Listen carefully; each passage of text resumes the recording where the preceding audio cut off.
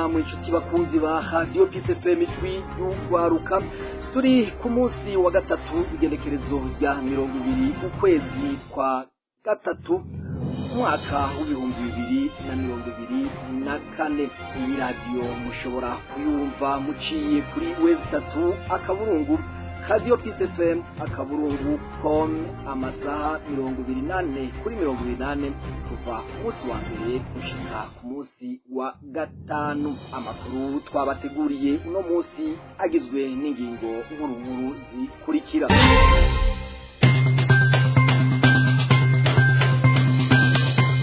Igihugu Ndayishimiye Varisito yoba afise ikibazo c'amagara yo mu mutwe, kubona akina ku mubyimba ko abarundi banezerewe kandi bagowe ayikivumvu. Niko Epitase Nshimirimana avugira umugambwe utavuga rumwe na leta y'u Burundi MSD abibona, muravyumva mwaya makuru. Ibezuka na zuguru mu mugambwe CNL birabandanya, ni nyuma yaho Nestor Girukwishaka aheruka kwemezwa na leta ngo arongore uwo mugambwe yandikiye Gwasa amusaba ibisikanya ku mugaragaro. Abakenyezi 29 nibo bamaze kwirukanwa muri komine Kabarore intara ya Kayanza bagirizwa kuba arabagore bagira kabiri, byaraye bishikirijwe na Buramatari arongoye iyo ntara mu gihe bari baramutse bahimbaza umunsi mukuru wahariwe umukenyezi. Amakuru saya gusa tubafitiye n'ayandi avugwa mu bindi bisata. Kumana na Jevia Tortori haragira Mungu ngiranda yabashikirize, nkaba ndiko ndafashwa na Chanel ntiharirizwa mu buhinga bw'ivyuma. Kaze mwese.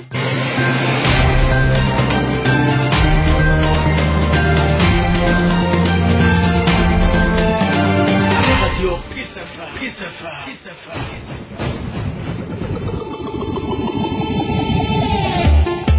Naho zontuma ko n'inshuro ijana nzoguma nitaba kuko umugambi wacu urigenga nta umanza gusaba uruhusha, ariko nagomba ko ivyo vitari yantumye iyo bituma Isidore numva avuga cane CNDD-FDD nyango arayikunda ushobora kuza yari yinjiyeyo jewe sohore za kodebu Hadi mashika waraguhitana nibaku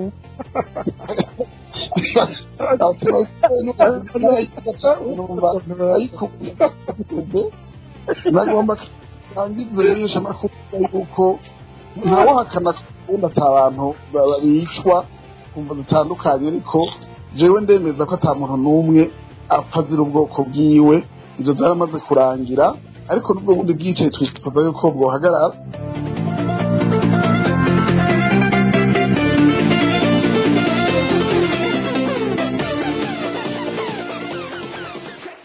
Amakuru tuyahere muri politike, aho Agatogwasa asabwa kuja gutanga ibikoresho vy'umugambwe habe ibisikanya kandi biciye mu muco. Ni nyuma yiyemezwa byavuye mu ikoraniro ry'umugambwe CNL mu ntara ya Ngozi.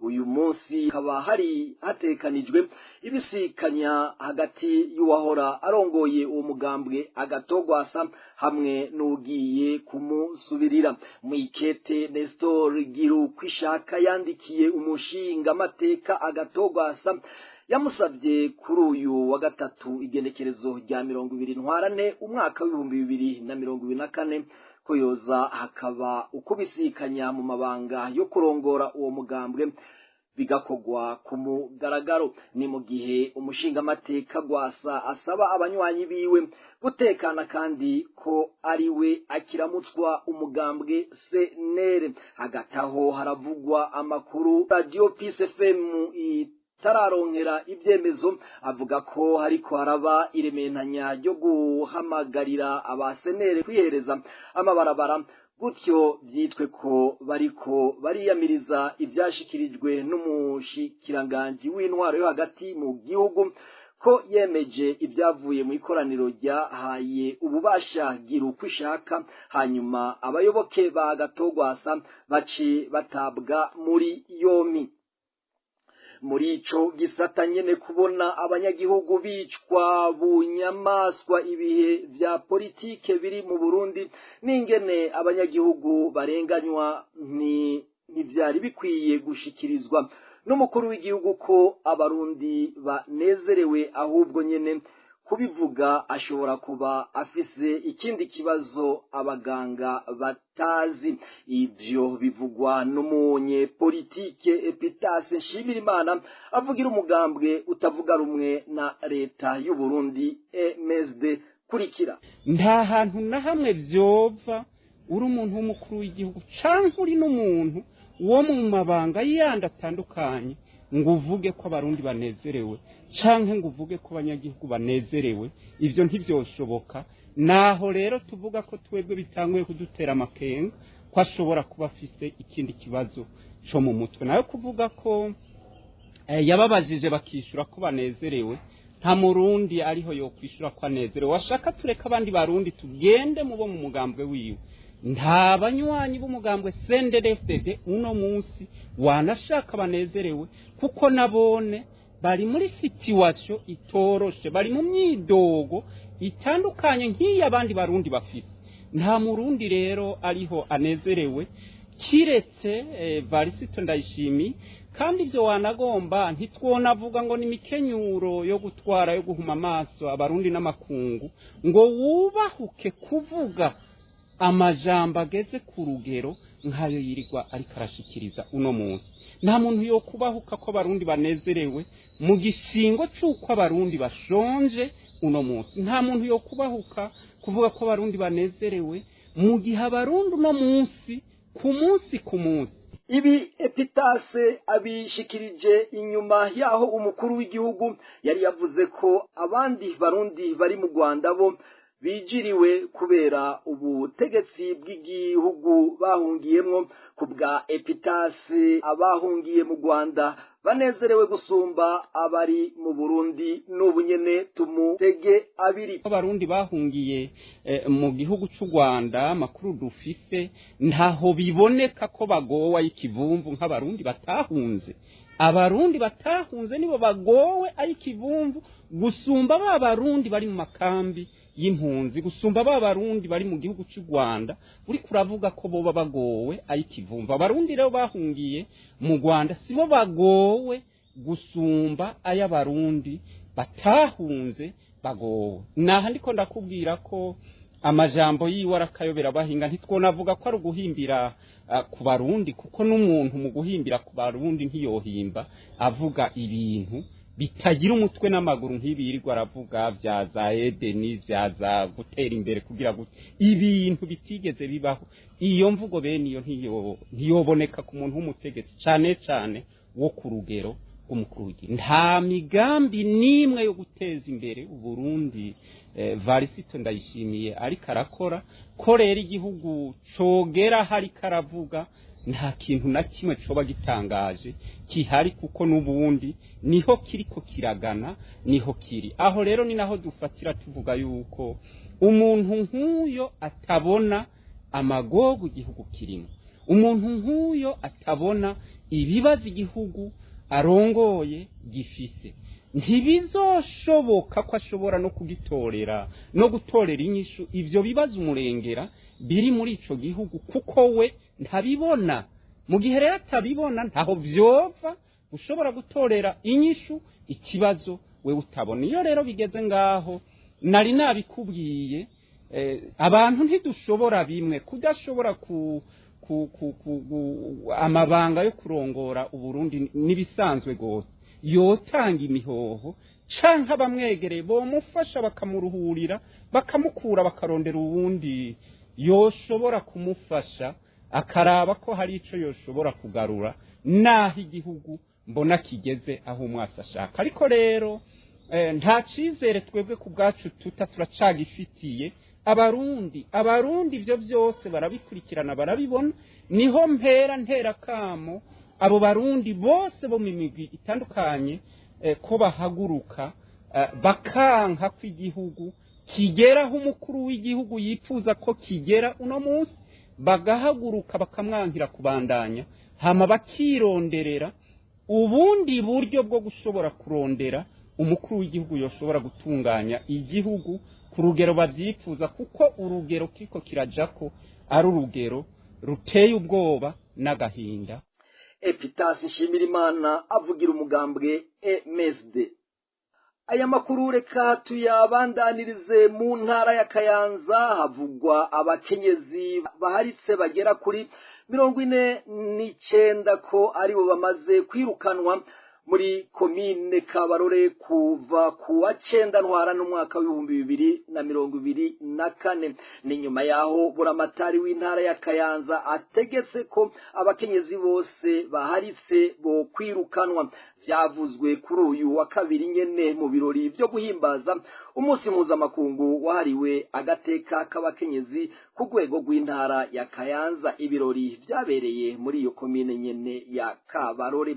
Buramatari w'intara ya Kayanza yahamagariye abarongoye ayandi makomine gukora nk'uko abarongoye komine Kabarore bakoze kandi bagatanga na raporo. Yavuze ko ingingo yuko hazogera igenekerezo rya 31 kuno kwezi abaharitse bose barirukanywe ari nkabanduka, kandi ko iyo ngingo yafashwe ku neza y'agateka k'abakenyezi. Justine Komeza Dusabe arongoye ihuriro ry'abakenyezi mu ntara ya Kayanza avuga ko bashima iyo ngingo kuko ngo ari nziza cyane. Kubwiwe guharika bisubiza inyuma iterambere ry'ingo n'iry'umukenyezi. Umukomiseri mu gipolisi asanzwe atwara akarere ko hagati mu gihugu Jerome Ntibibogora abandanya guhohotera abanyagihugu nk'uko yamye mu kazi kiwe. Bivugwa n'abanyagihugu inyuma yaho ku munsi wa mbere igenekerezo rya 18 uku kwezi nyene turimwo umwaka w'2024 ahohotereye umukozi w'ihoteli Helena yo mu gisagara ca Gitega. Vyinshi kuri iyi nkuru na Albert Maheke. Basokuru barayamaze bati yakariye ntigataho uwo mutegetsi wo mu gipolisi Jerome Ntibibogora ngo yaraye ahatswe kwiha inkumbi nk'uko yamye mu ntara ya Gitega, nk'uko amasoko ya Radio Peace FM ijwi ryo gwaruka mu gisagara ca Gitega bimenyesha.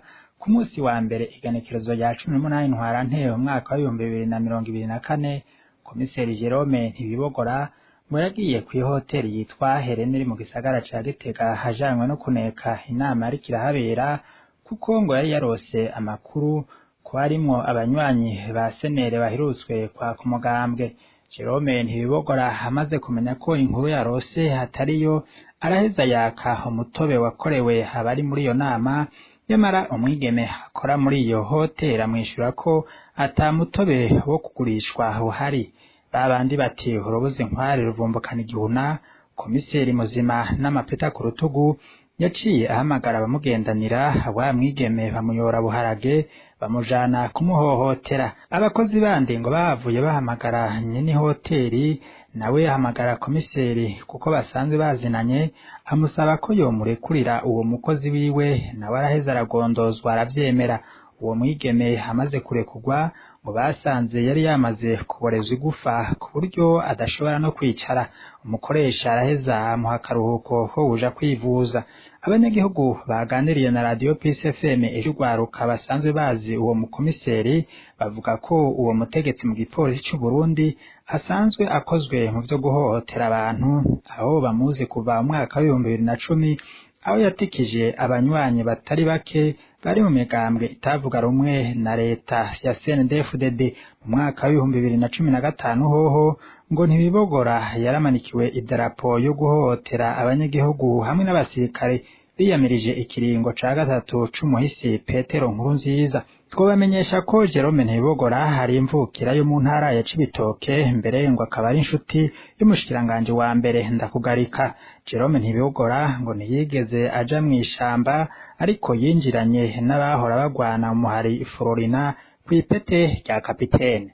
Nta kindi yatumye igihugu c'u Burundi avuga ko hamwe ubutunzi bw'u Burundi bwoshika ku busa atari uko wenyene ubwiwe azi neza ko bazoba bashitse kwihangiro ryabo kuko basa n'abaje ku butegetsi atakindi kibazanye atari ugusambura Uburundi. Bivugwa na Rosa Hakizimana inyuma yaho umukuru w'igihugu aheruka kuvugira aheru abaza abo basangiye kurongora Uburundi aho bazohungira igihe Uburundi bwokena gushika kuri zero. Ni nkuru ya Odasi Kaburo. Nk'uko ubutumwa bwatanzwe na Perezida Evariste Ndayishimiye bumaze imisi buhererekanywa ku buhinga ngurukana bumenyi bwumvikana umukuru w'igihugu c'u Burundi yemanga ko abo basangiye kurongora Burundi ari binebwe hagukora baguma basahura n'utwari duhari kugezaho bishobora gushikana ubutunzi bw'igihugu ku gitigiri ca zero, bivuze ko ikigega c'u Burundi kizisanga atafaranga na rimwe kikirangwamo, agira ko abaza abo basangiye uburongozi yo bazohungira muri ico gihe. Anabibutsa uburyo abanyisirayeli mu gihe ca Yakobo bisanze igihugu cabo cahomvye akagirire, inzara ibugarije basuhukira mu gihugu ca Egiputa arico Misiri canke igihugu ca Egiputa. Muri iki gihe ivyabaviriyemo kuba abaja bo muri ico gihugu imyaka 400. Rosa Hakizimana we avuga ko CNDD FDD na leta yayo bazoba bashitse ku ntumbero yabo kuko atakindi cabazanye atari ugushikana Uburundi kuri urwo rugero. Nibaza ko bashitse ku ntumbero bari bafise, kwabona ko bohunga nuko kuko bari baje kukigira zero nyene igihugu bakacica hanyuma bobo bagahunga. Nico gituma avuga ati ni gishitse kuri zero mwame mubi ko tubwirizwa guhunga, niko ariko arabwira abo bari kumwe. Urumva kuko baje ko bafite intumbero yo kugira igihugu bakakigira zero, hamwe bacica kikaja muri zero. Uri kuraba ingene tanguye bagishika bakica abantu bakabata mu nzuzi bakagira abandi bakabata mu miserege, bakagira intumbero yo kuja baranyuruza abantu, bagaca baturira amasoko yose y'abanyagihugu, aho abanyagihugu bahora bashorera utuntu twabo canke bakaheza bakagura utwo bakeneye, baraturiye ayo masoko. Uyu munsi babuza abanyagihugu utwo batembereza ku mabarabara. Rero ubu Ndayishimiye arabonye ati twarashitse ku ntumbero, kuko murabona ko yafashe incabwenge zimwe bakazica, benshi bakicwa, abandi bakanyuruzwa, abandi bagahunga. Rosa Hakizimana akavunira akagohe abadasangiye uwo mugambi wo gusunurira Uburundi muri ubwo bukene na leta iriho kumenya uburyo boshayura Uburundi. Muri abo bahunze batishwe nibamenye babifate nkama, babifate mu ntoke, baheze bamenye ingene nabo bazopima nabo kukuraba ingene ico gihugu bogishayura. Ubu hapfunzwe abantu amajana b'abasirikare. Muyu munsi rero abo ariko arabwira nabiwe agira ati mumenye ko aho dushikanye igihugu, mumenye iyo ingene tubigenza, tugende tukivemwo kuko aho dushaka twahashitse. Tubibutse ko kuva Uburundi buramutswa intwaro ikomoka ku mugambwe CNDD FDD, ubushakashatsi butandukanye bwabandanije kwerekana ko mu byo ubutunzi Uburundi aribwo bufata ikibanza ca mbere mu bindi bihugu bikenye ku isi. Odasi Kaburo ndagukengurukire ndakumenyesha ko inama nshikiranganje yakoranye kuri uyu wa gatatu igenekerezo rya 24 irongowe n'umukuru w'igihugu Evariste Ndayishimiye. Ibintu 14 bikaba arivyo vyari ku rutonde rw'ivyigwa, harimwo isubirwamo ry'integuro y'umugambi w'igihugu w'iterambere Plan National pour le Développement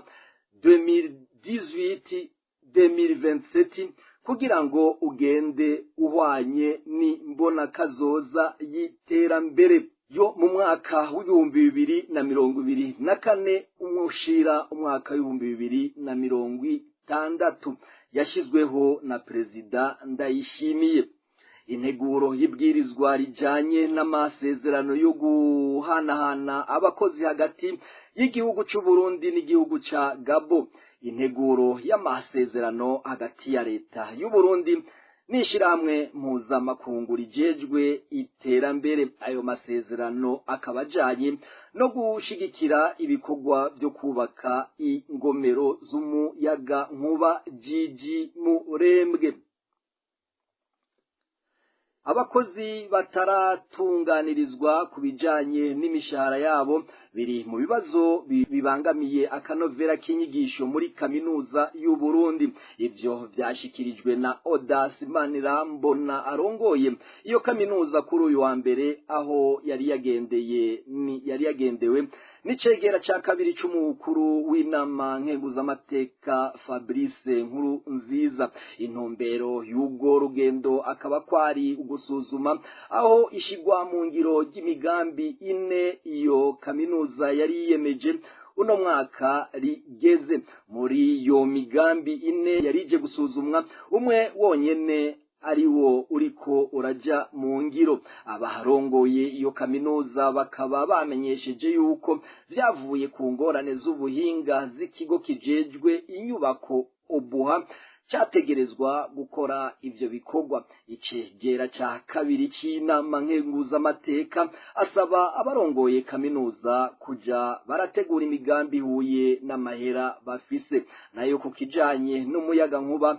yamenyesheje ko agiye kukivugana n'umushikiranganji abijejwe, bishobotse baronswe umurongo wabo bonyene bisangije.